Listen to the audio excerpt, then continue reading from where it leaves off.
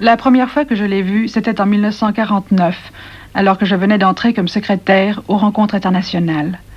Il y avait beaucoup d'invités cette année-là, mais c'est de lui que je me souviens. Pas seulement à cause de l'amitié qui m'a liée à lui par la suite, mais parce qu'il était impossible de ne pas le remarquer dès l'abord, de ne pas le distinguer des autres. Il était beau, oui, et séduisant, mais je pense qu'il s'agissait d'autre chose. Cette distance qu'il prenait avec les êtres qu'il ne connaissait pas, cette impression de solitude qu'il donnait, cet air de grand seigneur un peu hautain, méprisant parfois, cette sorte de noblesse altière. Et, contrastant avec tout cela, ce sourire qui était le sien, un sourire dont la douceur, la bonté et je crois aussi la tristesse m'ont immédiatement frappé.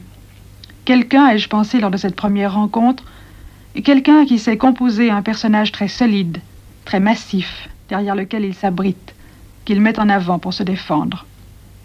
Cette année-là, je ne suis pas allée plus loin.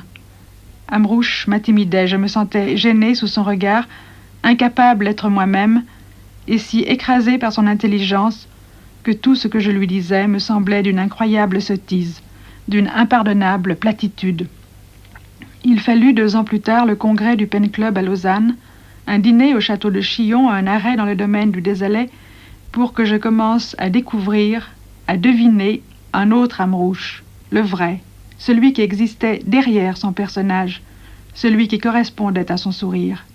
Puis il y eut Venise, lors d'une assemblée de la Société européenne de culture, Genève encore, et Paris, où il m'invita chez lui dans ce monde qu'il protégeait si bien, avec tant de pudeur, celui de sa famille, de sa femme, de ses 2 enfants. Il y eut cet ami qui m'encouragea à quitter le secrétariat que je n'aimais pas pour essayer de faire de la radio, qui me persuada que j'y parviendrais, alors qu'à cette époque, l'idée de dire 2 mots devant un micro me paraissait inconcevable. Cet ami qui, un jour, me permit de l'accompagner à la RTF pour assister à l'enregistrement d'une émission qu'il consacrait à la poésie de Mauriac. Je me souviens avec netteté de ces quelques heures où je le regardais travailler avec les comédiens, jamais satisfait, ne laissant rien passer, analysant chaque vers avec une intelligence parfois cruelle dans sa lucidité, mais aussi avec une sensibilité qui rejoignait les intentions les plus secrètes, peut-être les plus inavouées de l'auteur. Amrouche, d'ailleurs, lisait lui-même admirablement la poésie. Il lui est arrivé, un peu plus tard, de me faire suffisamment confiance pour me lire quelques-uns des poèmes auxquels il travaillait sans beaucoup en parler. Et, lors d'une de nos dernières rencontres, il m'a longuement raconté l'intrigue d'un roman qu'il avait l'intention d'écrire dès qu'il aurait l'esprit assez libre. Un roman qu'il pensait intituler « Le dessous des cartes » et qu'il n'a sans doute même pas eu le loisir de commencer. Et moi, tandis qu'il me le racontait, j'étais sûre qu'il l'écrirait. J'étais sûre qu'il ferait tout ce qu'il projetait, qu'il aurait le temps pour tout. Je n'ai jamais pensé qu'il pouvait mourir.